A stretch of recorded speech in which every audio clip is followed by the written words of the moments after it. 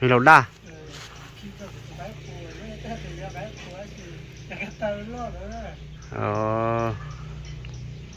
Chạy nó cái tố luôn á.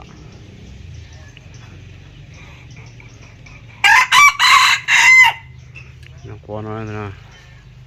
Dùng câu cười thì tại vì cái tố trời. Những cái xe nó tốt tập flip lâu hơn nữa. Nói cụ đi tôi nè, chúng nó thì ý lo à nó là gì mà chụp to chẳng đúng chia nữa ha. Rồi tôi bỏ cụ chỉ lấy tôi ha, không mỏi ha. Cái lần chỉ đi sắp tôi tao tụi nó có hình non có đấy, để chạy à nó ông này ý đi lia, hơi cười thôi nữa. Tao bỏ đúng chia nữa. Nó cái chân nó sẽ lấy đi. Nó từ sao tao nữa. Cái xưa này, chú chân là tạo clip rồi kìa. Tao chỉ đi lại thế này, nhưng hai cờ.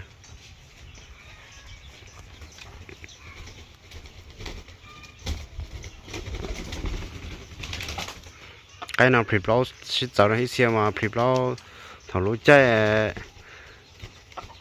cho thì gì thì đến đấy thì hỏi xe mà lũ chạy nào tụi nó tập thì thế, bây giờ lũ chạy yêu thì nó mà thì tao đi nè.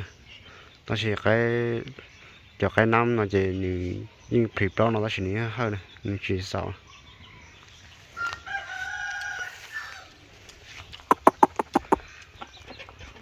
cái xe nó máu chúng tôi sang mà cái đi nè,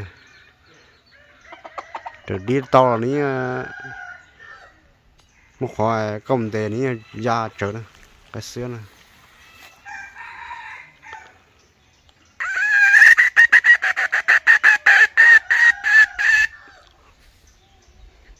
Thì bao luôn giờ số tôi đánh chơi nó tụi nó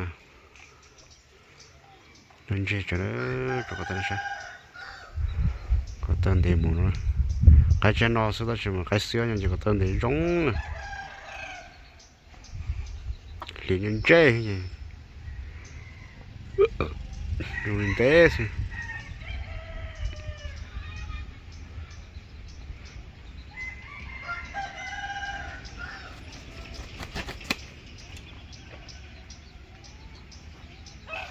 nói cho nó cái đi tua sự bây giờ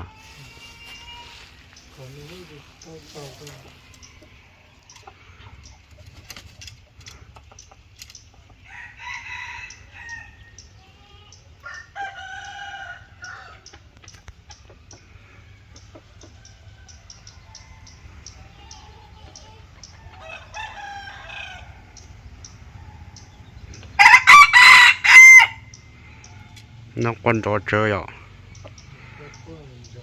thôi sao nó trò chơi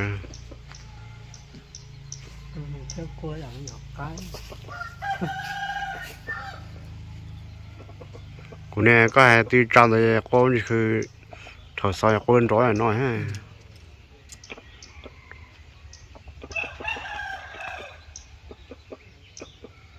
này có mà hơi hứng này con